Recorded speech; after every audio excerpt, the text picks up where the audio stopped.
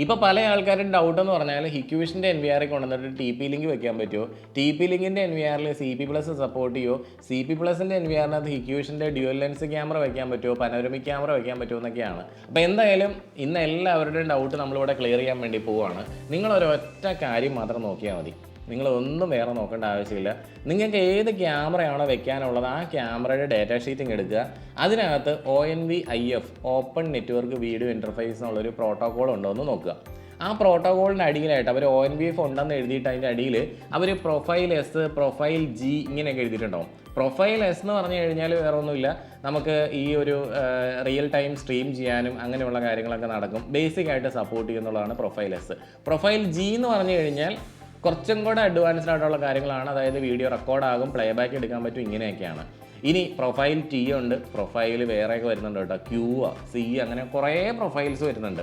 അപ്പോൾ ഇതെല്ലാം match ആകുമൊന്നുമില്ല. Profile Sഉം Gയും ഉണ്ടോ എന്ന് നോക്കുക. അങ്ങനെയാണെങ്കിൽ വീഡിയോ നമുക്ക് റെക്കോർഡ് ആകുകയും ചെയ്യും, ലൈവായിട്ട് കാണാനും പറ്റും. അപ്പോൾ ഈ രണ്ട് കാര്യങ്ങൾ സപ്പോർട്ടീവ് ആണെന്ന് നോക്കുക.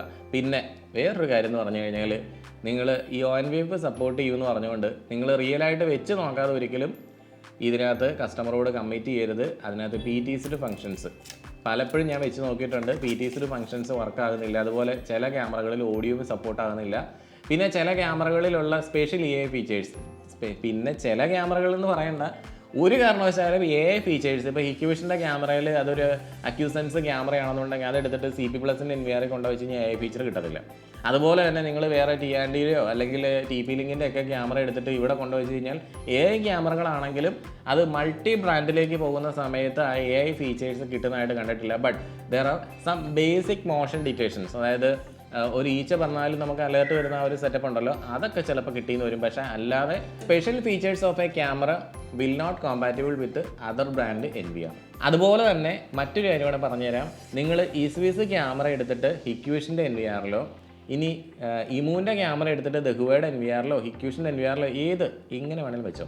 അതായത് വൈഫൈ ക്യാമറകൾ എടുത്തിട്ട് നമ്മുടെ NVRലേക്ക് നമ്മൾ കണക്ട് ചെയ്യണ സമയത്ത് നിങ്ങൾക്ക് മൊബൈൽ നോട്ടിഫിക്കേഷൻ വേണമെന്നുണ്ടെങ്കിൽ നിങ്ങൾ രണ്ട് ആപ്ലിക്കേഷൻ ഇടേണ്ടി വരും. കാരണം മൊബൈൽ നോട്ടിഫിക്കേഷൻ വരുന്നത് എപ്പോഴും ഇസ്വിസ് ക്യാമറകൾക്ക് ഇസ്വിസിൻ്റെ ആപ്പിൽ മാത്രമാണ്. അല്ലാതെ നിങ്ങൾ ഇസ്വിസ് ക്യാമറ എടുത്തു കൊണ്ടിട്ട് ഹിക്വിഷൻ്റെ ആണെന്ന് പറഞ്ഞുകൊണ്ട് അതാ രണ്ടുപേരുടെ ഒന്നാണല്ലോ, എന്നാൽ പിന്നെ ഇവിടെ ആപ്ലിക്കേഷൻ നോട്ടിഫിക്കേഷൻ വരും എന്ന് പറഞ്ഞു കഴിഞ്ഞാൽ രണ്ട് സ്ഥലത്ത് നോട്ടിഫിക്കേഷൻ ഒന്നും വരികയില്ല.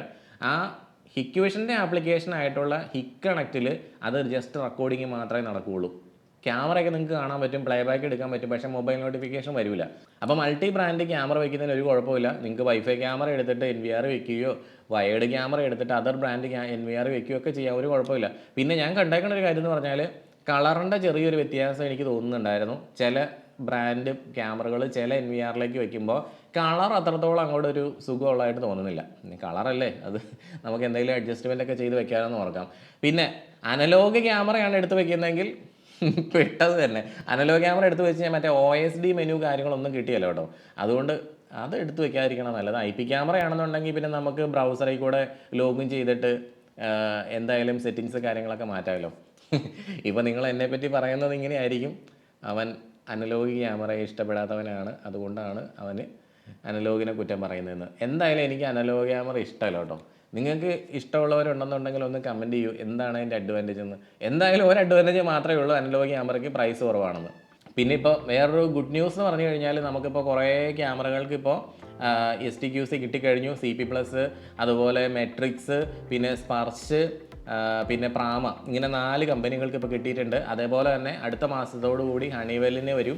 ഹണിവെൽ ഇമ്പാക്റ്റിൻ്റെ ഒഫീഷ്യൽസ് പറഞ്ഞിട്ടുണ്ട് ഉടൻ തന്നെ വരുമെന്നാണ് പറഞ്ഞിരിക്കുന്നത്.